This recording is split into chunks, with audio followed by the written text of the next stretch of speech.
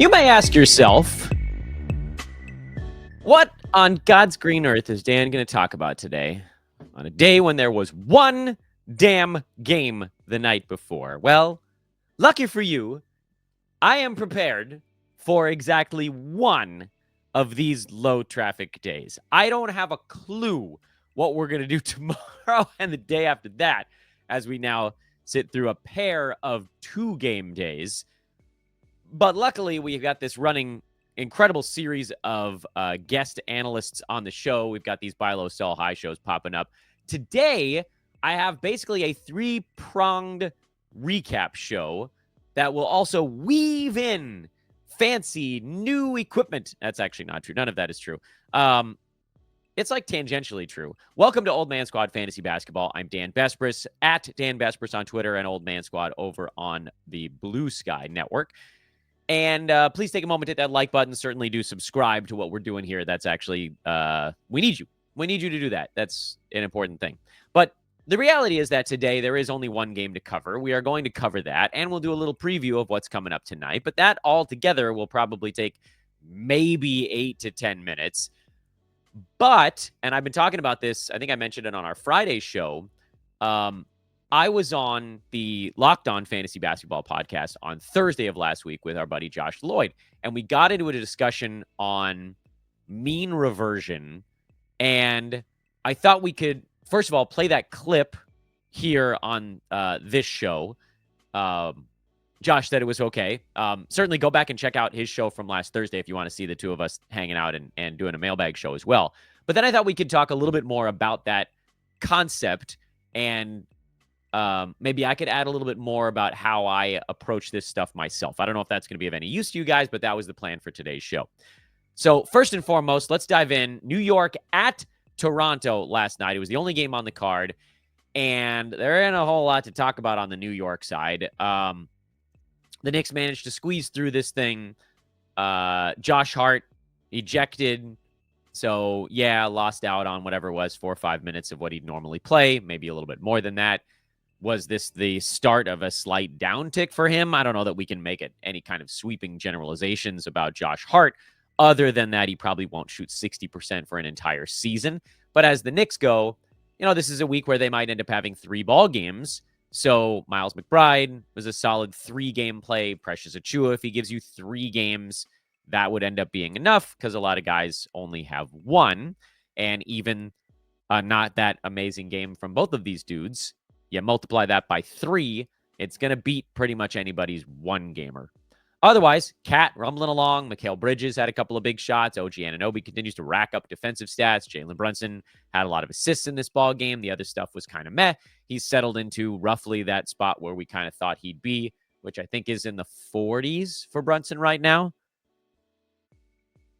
Yeah, he's at 48, and I don't know that it moves all that much from there, which is fine, but that's why we didn't want him in the second round.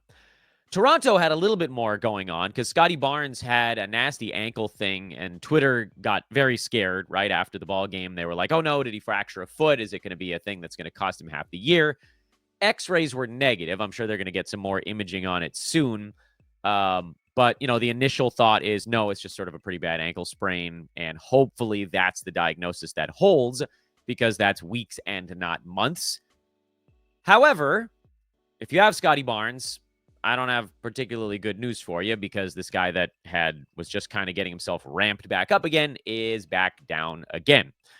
And I don't want to go on a whole spiel about this other than to say, you just never know. Who's going to be the guy that gets hurt? Paolo Banchero's missed a month and a half, and now Franz Wagner's going to miss a month and a half. And everybody's like, oh, yeah, I can't draft anybody who's older than 34 because those guys are hurt all the time. But by, 3 weeks from now, Kevin Durant, who's missing his second injury situation, he'll have played as many games as those guys. And guys who we assume we're going to miss games, some of them have just been fully healthy so far this year. Kyrie Irving's missed, 1 game so far? He's played 22 damn games so far this season. They're the predictable ones. And then there are the unpredictable ones. And sometimes they just kind of meet in the middle. Domantas Sabonis. That guy plays every damn day. I think he's missed 1.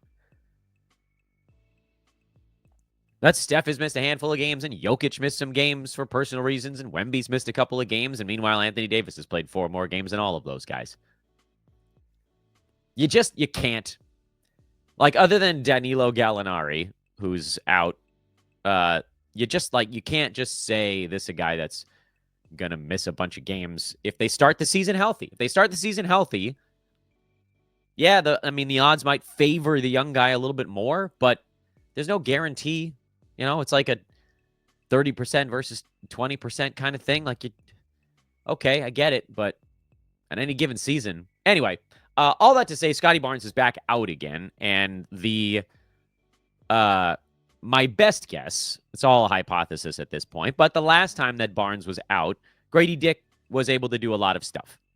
And with the main guy starting to get healthy, meaning before last night, Dick's role had diminished to a point where he was mostly just hitting 3-pointers. And so looking at his overall numbers for the season doesn't really tell the whole story on the Gradey Dick experience this year.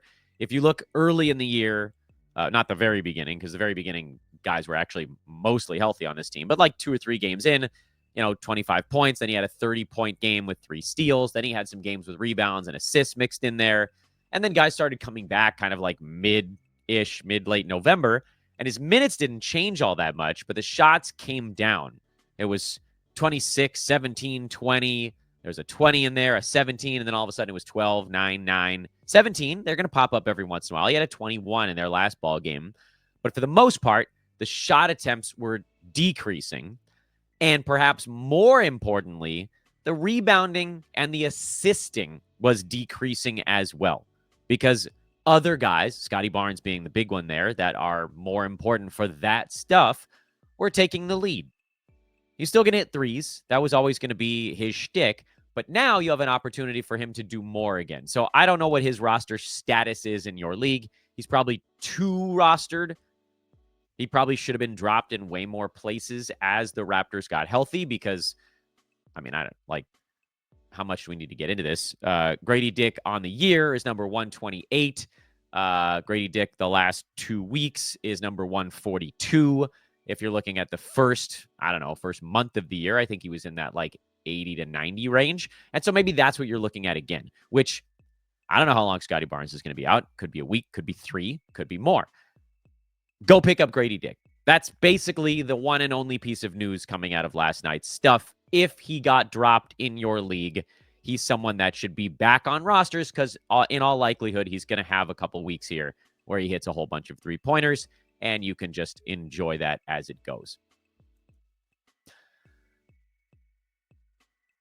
BetOnline continues to be the world's most trusted betting platform and your number one source for online betting. From the earliest odds to in-game live betting, BetOnline provides you with all the action and the ability to watch the games as they happen. With the largest selection of odds on everything from football to the NBA and college basketball, the NHL and UFC, head to BetOnline today and don't forget to use promo code BELIEVE, B-L-E-A-V, for your welcome bonus on your first deposit. BetOnline, the game starts here. Let's take a quick look at what's going on tonight, just because we have the time to. There isn't a whole lot to say about it. Orlando is at Milwaukee. This is the Magic's second game with no Franz and no Paolo. Again, I'll say what I said last time. I think Goga Batadze has the best odds of being fantasy useful during this stretch with basically none of the Magic high usage guys in. I think KCP has a decent shot to be the sort of second most relevant if we get him up to 9 or 10 shots per game instead of 7. The third most likely was sort of like a multi-pronged weirdo tie between Mo Wagner and Cole Anthony and maybe Anthony Black and maybe Wendell Carter Jr. And after one game, Cole Anthony was the guy that seemed intriguing. I'm curious to see what he does in this one. I know we don't have a ton of time until Paolo comes back, but whatever time we've got, maybe it ends up being Cole. But again, I think KCP and Goga in reverse order should probably take precedence. Milwaukee, there's nothing going on there from a fantasy standpoint. Dallas is back to fully healthy, so they're just the main 5 guys that have value most nights, which is PJ, the 2 centers, Luka, and Kyrie. I'm not a Clay guy, as you guys have known since the preseason. And Oklahoma City, that's one that I'm watching with a little bit of an eye on things. And that's basically to say, Is it Alex Caruso time? I truly don't know. It might be. It might not be. I know that's such a wishy-washy way to get through it, but he got up to 24 minutes in his last ball game coming back, or 17, and then it was 24 coming back from injury to his hip. Prior to his hip injury, he was having one of his better ball games of the year, and it looked like he was on track to play a little bit more. But it might just be a mix and match thing. He may just be in that vast bucket of Thunder wing players, and whoever's playing well on a given night is going to get to do a little bit more. And does he kind of screw up the Cason Wallace punt points thing that's going on? So that's basically what I'm watching with the Thunder, Cason Wallace and Alex Caruso, to see if those guys can get above any kind of cut line. So let's do this other thing I was talking about. We'll take a very quick commercial break here, and then we're going to get into the second part of the show, a discussion briefly with my good buddy Josh Lloyd.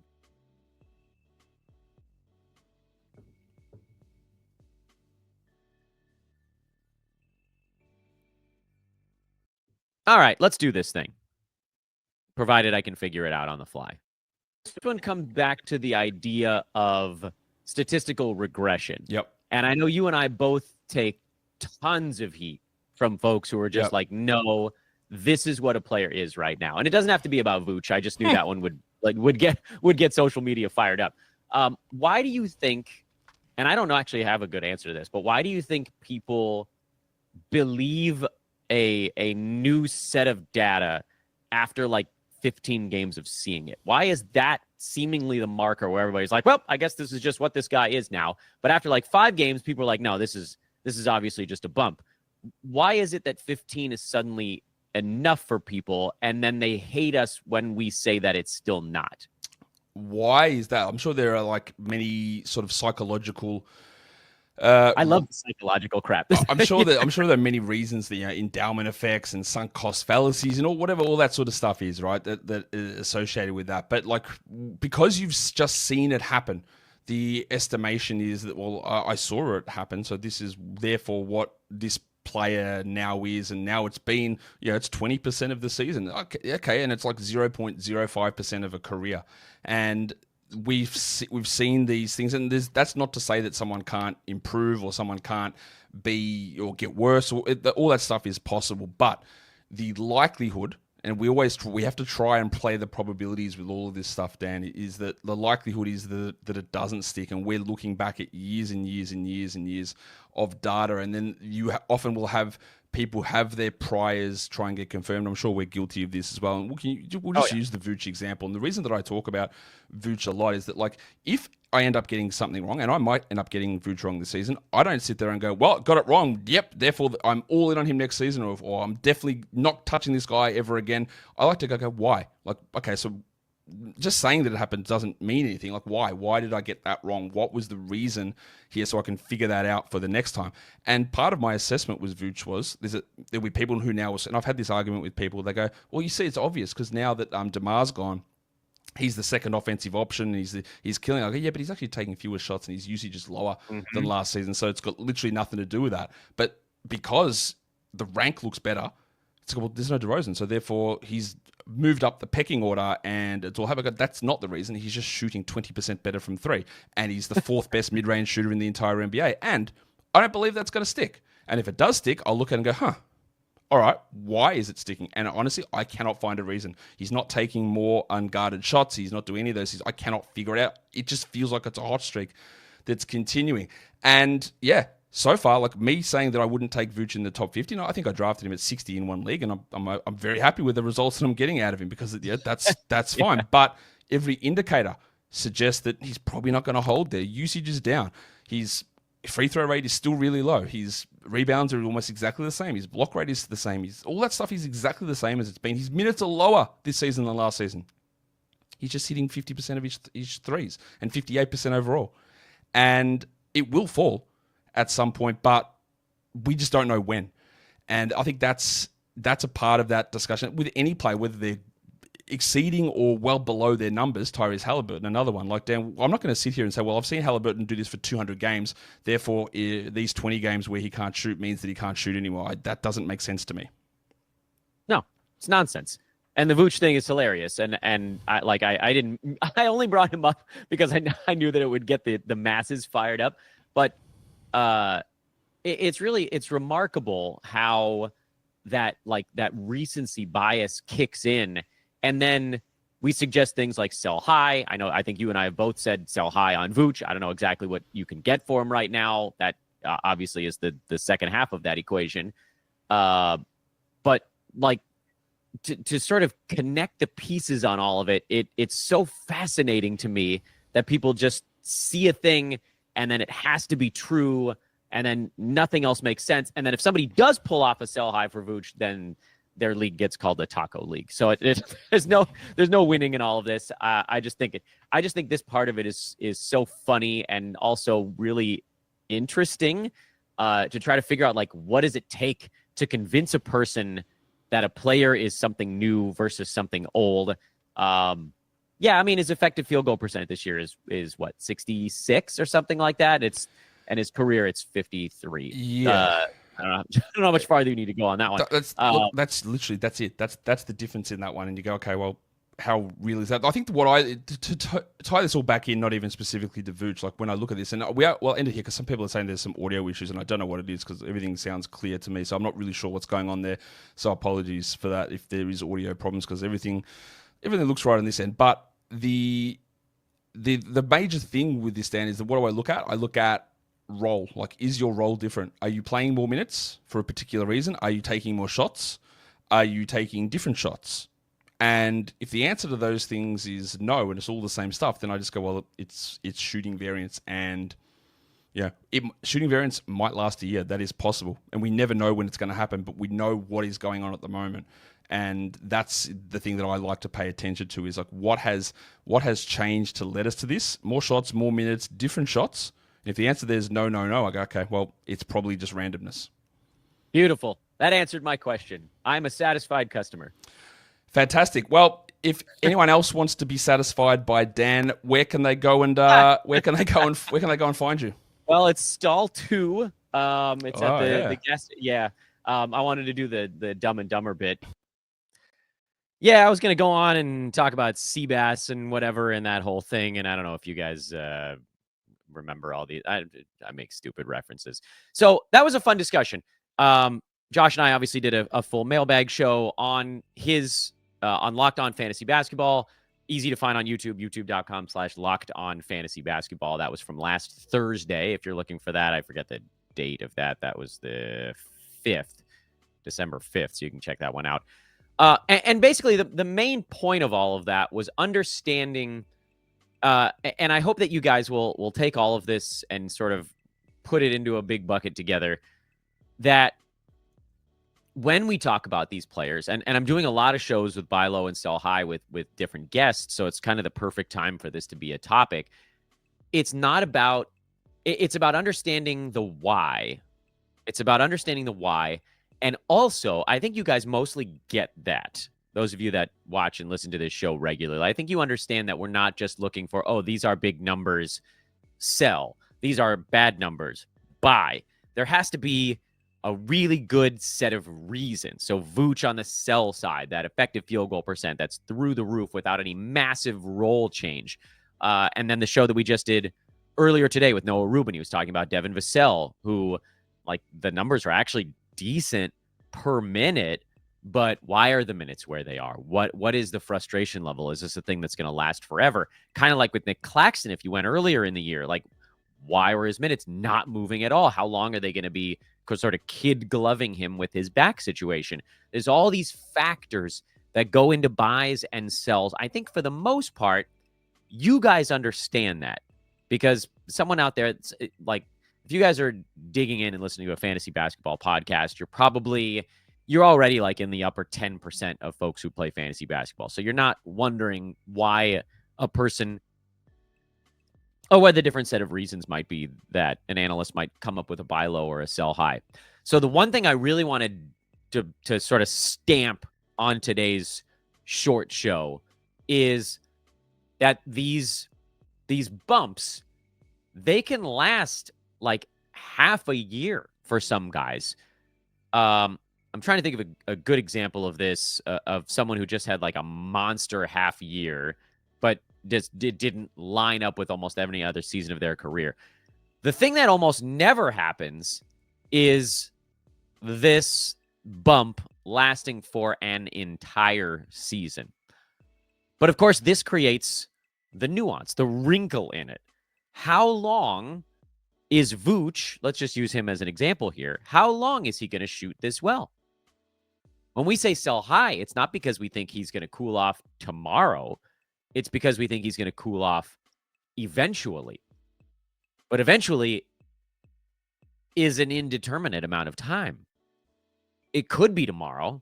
Not tomorrow because the Bulls don't play tomorrow. But it could be Chicago's next game. Charlotte on Friday. I mean, that feels like a game on paper where Vooch should eat. But who knows? It could be a month and a half down the line still. So then what kind of a return do you expect to get in a trade like that? If you think that Vooch can keep this going, and I'm just going to use him as the running example because it's the easiest one to understand. If you think that he can continue to have an effective field goal percent that's basically like 20% higher than any other season in his entire career for more than, I don't know, another 4 or 5 weeks, it might be more worthwhile for you to just keep him.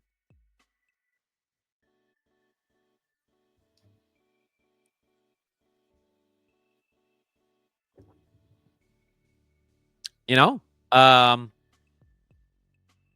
Because let's say he rolls at a first-round clip until mid-January before he cools off. And then I don't know what the cooldown might be. Top 50 the rest of the way after that. Top 60, top 40. If what you get back for him is a top 40 player right now, and you miss out on the next month of him continuing to play like a first-rounder, then we sold high too early. It wasn't the wrong move to sell high because at some point that number is going to start to tick back towards what it's always been. But getting the timing right is almost impossible. But we go based on what we know, which over the last, since the dawn of time, players level off eventually. And for most of these guys, the intense heaters tend to be at most around 20 ball games. Those where it lasts longer are extreme anomalies, like Vooch right now being maybe the prime example of that, Josh Hart being another one. Tyler Hero is a smaller example of that same thing. Sometimes it lasts longer than what we've called the great leveling. This is about the time of year where you see the great leveling. Guys' percentages are going to start creeping back where they've always been. And we're pretty close with a lot of these dudes. We're not all the way there. That doesn't mean that it's going to magically just get there by game 20. But by the 20th game, you start to see those numbers inching towards their final statistical destination, which sounds very dark, but that's not the way I meant that to go. Give it another 2 weeks, see where they are, see if they're still kind of creeping.